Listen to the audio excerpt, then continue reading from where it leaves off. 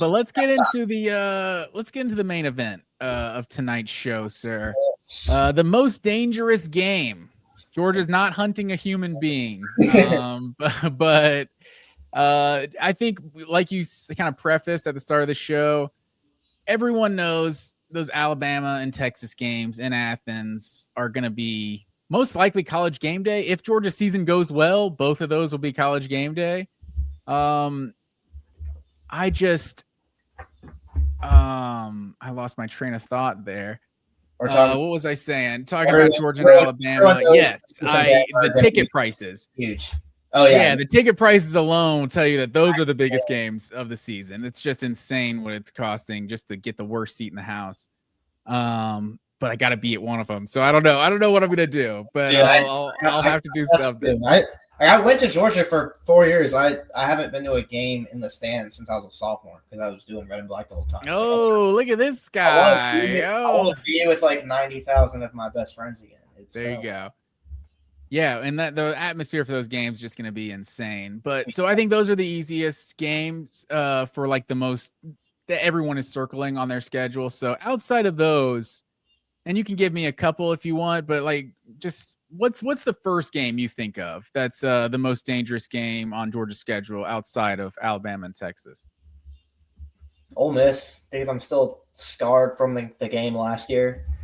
I know Ole Miss lost a lot of talent, and including their starting quarterback, and a lot that is significant. But Ole Miss is helmed by a man, Lane Kiffin, who has made no secret of how much he really, really wants to beat Georgia and how much he revels in it. I mean, I'm not gonna say he built his team to beat Georgia because that just sounds like a super dumb, egotistical fan take. But he recruited those guys to be able to beat that Georgia team. And I mean, he literally said that. And it was Georgia being number one. So he's trying to be like the number one team. Yeah, it makes sense. The way they just kicked Georgia in the teeth last year, I know that it was, this rainy nightmare game where a bunch of stuff went wrong and everything, but that's a tough team. I know that the last time they came to Athens, it didn't go well for them at all, but off the memory of last year, I think that's going to be a really tough game. It's sitting at a weird place in the schedule. It's right after the Auburn game, right before Florida. I'm sure we'll talk about Auburn in a second, but that one's got potential to really really do some damage. I feel like Ole Miss that one. Okay, I'm sorry. I'm gonna wrap it up after this, but that one drive or two drives last year where Jackson Dart got injured and Austin Simmons came in the game, he tore it up. So that was going to be good next year. We saw firsthand. So, yeah, I think Ole Miss can be pretty scary next year. I always like watching them play, but I didn't really like watching them play against Georgia last year. No, I'm with you, man. I think, and I get like South Carolina vibes from it. Yeah. And this is what I mean. Taking it back to like early 2010s, it's like finally Mark Richt was beating Tennessee and Florida and Auburn and basically beating everyone on Georgia's schedule, but now we're losing to South Carolina like 3 years in a row. It was like, okay, so we just replaced it with a different team. Yeah. And it was just super frustrating. Like if we get this Alabama monkey off our back and then all of a sudden Ole Miss beats us 2 years in a row, it's like what the hell is happening here? Good thing they haven't really gotten Alabama. I mean, I guess they did beat them in the Natty, but I don't think Georgia has vanquished the Alabama demons. That would be assuming they like a 2025 win is in there. If they lose to Alabama and Ole Miss, there's more problems. You're just kind of a bum, yeah. But yeah, I mean, I'm with you. It's hard to. I mean, other than the fact that I feel like 2024 was the year for Ole Miss. I think that's the most talented roster they've ever had, and I just don't see them abusing our offensive line in 2025 the way they did last year. It looked like damn synchronized swimming, synchronized dancing. That one play where Ivy, the Prince, there was literally like 5 dudes that all beat their offensive linemen in the exact same way. It looked like it was synchronized. I've never seen anything like it in that game last year. So Ole Miss is, yeah, it's definitely a dangerous game. For all the reasons you laid out, but the fact that it's at home, I feel like Georgia was better in 2023, but Georgia absolutely blasted them the last time they came to Sanford Stadium. So maybe we see more of that, but obviously things are very different in 2025 than they were in 2023. Yeah. Before the season started, that's what's so interesting about Georgia in recent years is their schedule has been what it's been, with Auburn and Florida just being absolute just garbage, basically. And I would have told you the Tennessee game was easily the number one game I was worried about coming into this season, maybe even ahead of Alabama and Texas, because of, Nico. Yeah. And I'm not even that high on Nico, but like third year Nico, like maybe he takes that next step. Gunnar Stockton's first real game as like the starter, because we're playing Marshall and Austin P, not counting last year, obviously. So it's like his first big game of the 2025, and it's on the road in Knoxville. But now without Nico, I feel like it just changes a lot. And I just feel like there's no way that Tennessee team is going to be a top 5 team in the SEC next year. They might not be a top 10 team in the SEC. I think the media predict them like 9th, I think. And I'm not saying they're going to be that bad, but I think the Tennessee game is a little less dangerous than I would have said, prior to Nico transferring. Yeah. I think it comes down to Florida for me. Like, I think Auburn is definitely a dangerous one. I was going to say Auburn. Yeah, and it's dangerous. And going into Jordan Hare, and I think Auburn could definitely be improved next year, or this year, I should say. They're going to be good, man. Jackson, and they're wet, but they could also be terrible. They also wouldn't surprise you if they were terrible. But yes, it wouldn't. But their passing game was like so bad last year. It was ridiculously bad. And Cam Coleman had a stellar freshman season. In spite of that. They got a serious quarterback. Jackson Arnold, even if he's better, he's going to be better than Peyton Thorne. I'm not gonna sit here. Low bar. Yeah, but he's going to be I'm not gonna sit here and say that he's gonna just tear it up or anything. But I do think he's going to make Auburn at least have a competent passing attack, and we haven't really seen that from them in a while. So. Auburn with a weapon like Cam Coleman, they grabbed Eric Singleton out of the portal. Hugh Freeze, I mean, this is pretty much kind of it for him. He has pretty much his job riding on this year, and if they turn out to be good, I mean, it's going to be tough going into Jordan Hare. Tennessee, I kind of agree with you. It's I would have said that too, because your first road test of the year being Neyland, oh God, but yeah. Even as amazing of an offensive mind Josh Heupel is, that is a Herculean task trying to assemble a team after your starting quarterback transfers the day of the spring game. That's the kind of stuff that's kind of the season. And then what's the latest? Boo Carter, right? Mm-hmm. Boo Carter has not been with the team for 2 weeks or something like that. There's. He's just we don't really know what's going on, I don't think. But there's just been speculation that he might leave. Yeah, and so that would be another huge.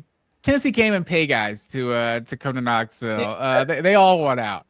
No, but that game still obviously worries me. But like you said, Auburn, there's a lot has been made the last week or so of playing for a defensive coach in Brent Venables versus playing for an offensive coach in Hugh Freeze.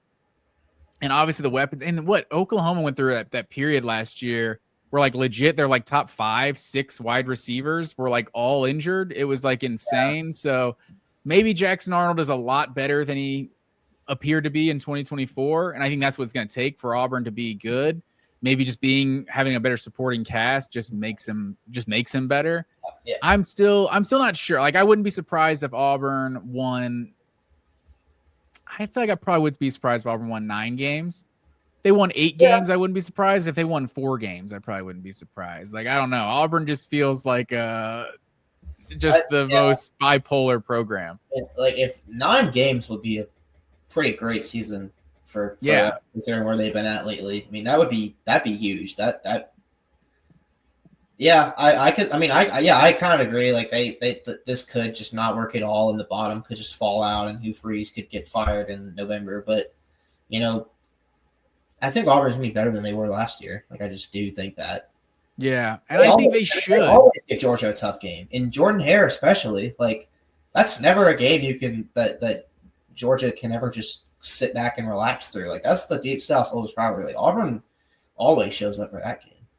Yeah, that 2023 was the Brock Bowers show, and then 2021 we blew him out, right? Brock Bowers had to go God mode for them to get out of that game alive. Yeah, and he did, making one-handed catches and everything. There's only one Brock Bowers though, and he's not on the team. Yeah, I remember my buddy texted me during that game, and he's like, I thought, because I was trying to tell him, I was like, I know this guy's a tight end, but I'm telling you, he's like the best player in the. And I remember him text me that game, like, okay, Bowers is legit, dude. I didn't really know he was like that. So nuts. And then what? I remember McConkey had that long touchdown, Stetson in 2021. That was a blowout, wasn't it? Yeah, McConkey had that bomb. 2022 was in Athens. That's when Stetson had the run. Yeah. I was at that game. 2019, I was just thinking about Jordan Hare. Because 2019 was the one they were up 21-0, and Eric Stokes dropped that pick in the end zone. Yeah. And then they came back, and it was like a game. Like they had the ball with like a minute left. Yeah, they had the ball with this dinosaur. Yeah, and Trayvon Walker, I got that big sack. I love that. I love when Georgia has that rotation. Maybe that's what we're going to miss the most of this portal era, where we just had those third down packages that was just like exclusively 5-star freshmen, like just Nakobe Dean and Trayvon Walker and Nolan Smith and all these dudes out there. Good times. But yeah, Auburn is definitely just going to Jordan Hare always worries you, but I feel like Tennessee and Auburn being just true road games are kind of those games everyone's circling. And then Texas and Alabama are those two huge national games. I feel like people are forgetting about the Gators. And I don't know, man. The cocktail party last year was just an awful game. It was just a terrible game to watch. Georgia did not look good at all. And that's without Lagway playing. Lagway played a quarter and a half in that game. Got hurt in the first half, I think. I think that touchdown he threw was like a minute or two into the second quarter, I think, and then he got hurt a little bit after that. But yeah, so if Lagway plays, is that game different a year ago? Probably. That's probably Carson Beck's worst game, I think, of last season. Like I was able to defend him. Like, yeah, he looked bad in that second quarter versus Alabama, but he balled in other parts of that game. The Florida game was probably one of his worst performances, probably his worst performance of the season. That was his worst game. Just making some awful decisions with the football. But yeah, I mean, everyone's putting everything on DJ Lagway, it feels like. So, a football team is more than just one player, but everyone is just kind of like thinks about teams in the sense of their quarterback. And if Lagway is the best quarterback in the conference, then Florida could be the best team in the conference. I don't know that it works that way. But I mean, the upside that Lagway does have is just, I feel like it's the ultimate wild card of the entire SEC 2025 SEC season. Like if DJ Lagway comes out and he is Jaden Daniels or Joe Burrow or Cam Newton or some insert SEC legend here, who knows how good Florida can be. And I'm not saying he's going to be that, but Bryce Young, whoever, Tua. I think that's just the ultimate X factor in the SEC this year. And with all the question marks on Georgia's team, the Florida game is definitely the one that makes me the most nervous. It's been a while since we truly worried about Florida beating us. Yeah. And I don't know, maybe we're taking the Gators for granted right now. Yeah, Lagway is the real deal, I think, man. I mean, I know he's got some durability problems, and he missed a lot of their spring with some stuff. But he made some plays in that Georgia game. That touchdown he had, I mean, I agree. It's not fair to just sit here and say he's going to be the next SEC legend or anything right off the bat. But anytime a quarterback like that is on the field, your team has got a shot if he is what he's supposed to be. So. I don't know. I just hate to give Florida props, but yes, that game, They only like that's like the biggest regular season game of the year. I feel like for both teams in a way, just in terms of at least how much Kirby Smart hates that team. So I mean, I personally don't know. I've we've talked about this before. I feel more Nico vibes from it. Like, I don't know that he's just real deal best player in the country. Like, kind of Nico was being talked about going into last year. I feel like we're a little premature with it. I'm not saying he's not, though. Like, I'm betting against it currently, but I'm not saying it's impossible. If you go back to 2019 and you say, is Joe Burrow going to be the best quarterback in college football this year? I probably would have bet against that too. I probably would have bet against Cam Newton being the Heisman Trophy winner in 2010. What first year starter from Auburn? Oh, what? No, yeah, that's crazy. I will say Kirk Herbstreit. Shout out to Kirk Herbstreit. He was the first person I ever heard mention Auburn that 2010 year. I remember like watching SportsCenter someday, and he was like, "Some dark horse teams win the championship, so and so, and they go for Auburn." And I was like, "What?" And I was like, "What is this guy talking about?" And yeah, little did I know they got the greatest player of all time at a junior college. The stat that I never will forget about that team is like the one that you hear a lot is like Cam Newton's the only player on that offense that ever took an NFL snap. Is that right? Yes, and now that's a lot. That's because remember their tight end Lutsen Kirkin, like he was probably going to the NFL before he practically passed away, but. Still, yes, Cam Newton is the only member of that team on offense that ever took a snap in the NFL. Well, and you remember the Michael Dyer situation, right? Do you remember Michael Dyer? Yeah. He I think someone lied to him. He was from Arkansas. He rushed for 1,000 yards that year. It was a freshman, and then he transferred to Arkansas State. And I think there was some sort of he thought he could play at Arkansas State immediately. Because I think he thought Arkansas State was like FCS level, but it's not. Arkansas State's an FBS team, and so he had to sit out a year, and then he played at Arkansas State for a year. Because I think Malzahn was at Arkansas State at that point. Yeah. So yeah, I don't know. It was he was really good as a freshman, and then you never heard of Michael Dyer ever again. It was the strangest thing. That was bizarre. And their defense wasn't even that good that year. Their defense was the 40th ranked defense. That's Cam Newton over Joe Burrow. It's that's easily the number one data point. Yeah, we'll never see that hard of a carry again. But that's some 1980 Herschel Walker stuff. Players, we're hyping up our rival team's quarterbacks on here, man. That's why I had to throw Herschel Walker in there. Yeah. Herschel Walker was really good too. No, but Cam Newton is the greatest I've ever seen. Man, at least we didn't have to deal. I guess it's for Georgia fans, doesn't really matter. You went Florida, Auburn, they're both rivals, but at least we didn't have to deal with the Tim Tebow years followed by 2 dominant years of Cam Newton. That would have just been the most absurd thing ever. Yeah. But yes, so so I think those are the most dangerous games. I think those are. I think we kind of hit them outside of those. I mean, I don't even know who else really scares me. I guess Georgia Tech is really the only other team. Kentucky really gave them a game last year. Yeah, Kentucky did get Georgia game. That's at home. Kentucky should have won that game, dude. But no, they're going to be kind of awful. Should they have won the game? Did something happen? No. No, Georgia just played so bad that they didn't deserve to win. Yeah, they played terrible.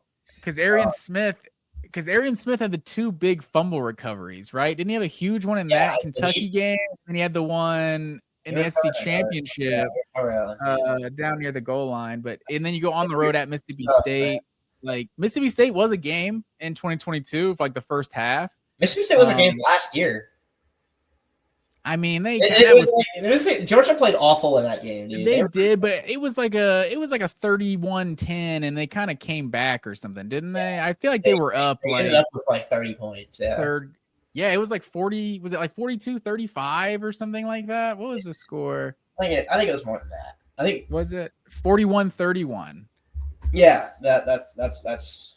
Yeah, so I think, but they definitely gave him a game. I'll give you that for sure. But I remember because they took the punt back for a touchdown, the last play of the first half in 2022, and then I think McConkey's reverse was the first possession of the second half. He took it 70 yards for a touchdown.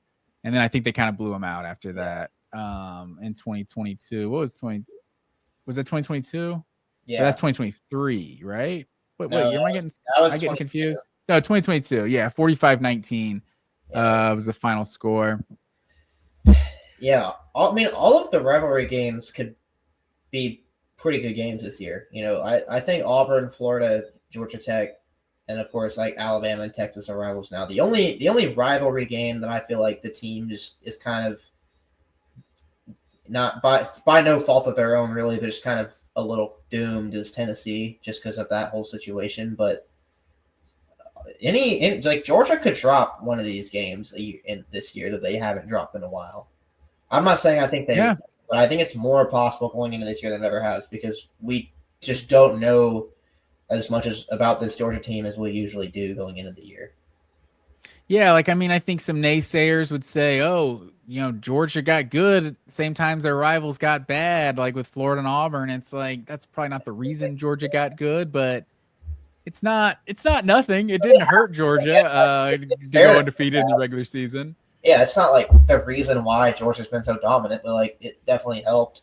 It definitely helped to go undefeated. Started sucking the year Georgia started making the playoff every year. Like, yeah, exactly. So yeah, I think that's really that's the whole schedule basically. And I think Georgia Tech being in Mercedes-Benz Stadium is just a huge disadvantage for Georgia Tech. So I'm not sure why they want to do that. I forgot about that. Yeah, because that's gonna be a neutral game basically. Yeah, I mean maybe that's probably. I mean that might be 75-25 Georgia. Like think about how Georgia. They went up 17-0 on Georgia in Sanford last year. So I'm not talking about the score. I'm just talking about the fans. Like, I thought you were saying Georgia's going to win by 50. I was like, 75-25. 75 points. Yeah. No. Georgia's setting a record. No, yeah. I think the way they come in and dominate Bobby Dodd Stadium, I imagine they'll put even more fans in the bins. So there's some rich Georgia fans. Questionable. I mean, I guess the paycheck is worth it. There are rich Tech fans too.